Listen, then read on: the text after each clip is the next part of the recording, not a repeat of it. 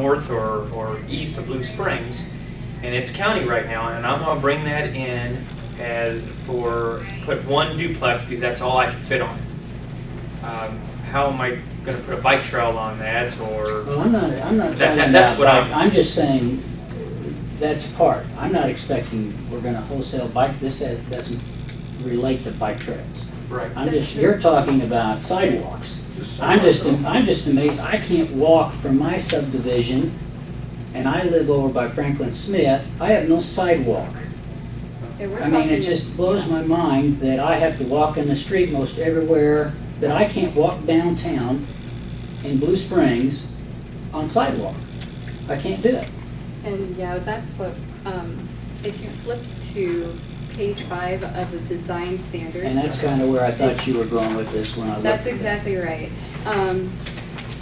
Letter E, we define passive and active open space, because that was one of the questions that was asked last week, was what is passive, what is active? Right. And within active open space, you have in there letter A, walking and biking trails. So even though you have a single lot that's going to have a duplex on it, it's kind of, even if there's maybe not a linkage that's there next to you yet on either adjacent properties, you'll have a start.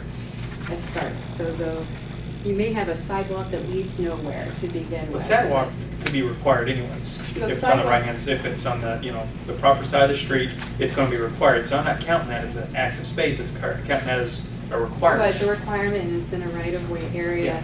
But to have that would be considered active open space. Putting in the sidewalks, would that go towards your 10%? Doesn't go towards your 10%. It wouldn't go towards your 10%. Because it's in the public right of way. Right. How often do we But- have but infill what- multifamily? No, Very often. not, I mean, I'm just Not saying, a there whole might lot, be but very maybe- rarely. Maybe on the two-family, and I understand exactly what you're Yeah. saying, Mike, maybe in the two-family district, we do want to put a minimum acreage on there, like for instance, if you're developing over a 1 acre parcel, or if you're developing over a 5 acre parcel, you have to have 10% of your open space be active. I mean, the whole point of putting active open space within a subdivision is primarily to provide residents within there an alternative to our city park system. That's the alternative, is the city park system. So you can kind of look at it two ways. You can go with active open space within the development, which is the way that Blue Springs and most communities in Missouri will do it, or you can go to a park and recreation in lieu fee, and that just then is, okay, if you don't want to do active open space, you do passive open space, but you pay a park and recreation in lieu fee to help the city park support the residents that you're bringing into your multifamily developments. So in the case of Blue Springs, we want to do it with active within the development because that's the system we have set up. And so 10% in the multifamily seems appropriate. In the two-family, I agree with what Michael is saying. I think you do have to be careful that you don't take the situation where somebody's going to put in 2 duplexes and require them to do 10% active open space. What would that be for them? Their yards Right. are their active open space, Yeah, I don't know. you know. And I think So- I think we so- can do it with acreage, and to be honest with you, I can't think of, infill development is happening downtown, and that already has codes. We don't have I mean, I can think of the multifamily project over on Sunnyside where we had the little multifamily thing that went in, but that was still sufficient for 10%. I'm trying to think how many units it was, but it was 35 units. Mhm. So it probably was still sufficient to have the 10%. And I'm trying to think how often we have infill outside the downtown area duplexes. And We don't see it a lot. it doesn't happen very often, but we do need to have a clause in here. So if we So do, if you quantify the number of how many, I mean, duplexes whether being it's put in, unit, number of right, units, or acreage, or then whatever, that should take care of that. easily address that. The larger acreage and walkability, I'm So all what- for that. What's a realistic, in your mind, what's realistic in terms of quantifying? That, just for my clarity, the 10% isn't on top of the 40%, right? Can the 10% be it's- included of? It's within the. So the sidewalks and stuff are just part of your 40%? Well, the sidewalks Sidewalks actually aren't. are Don't even they're count. just required as part of public right-of-way. But I'm trying to draw an example here. This happened a lot. I spent many years in Arizona going to school, and this happened a lot when I saw this kind of leapfrog development. And they'll do it on a small scale. Like here you have one duplex, here you have one duplex, here you have one duplex, you have a major arterial collector. And you've got your sidewalk on either side, and pretty good yard space here. But say there's a commercial entity that's coming in here, maybe a grocery store, and these sidewalks are then cut through by different cutouts.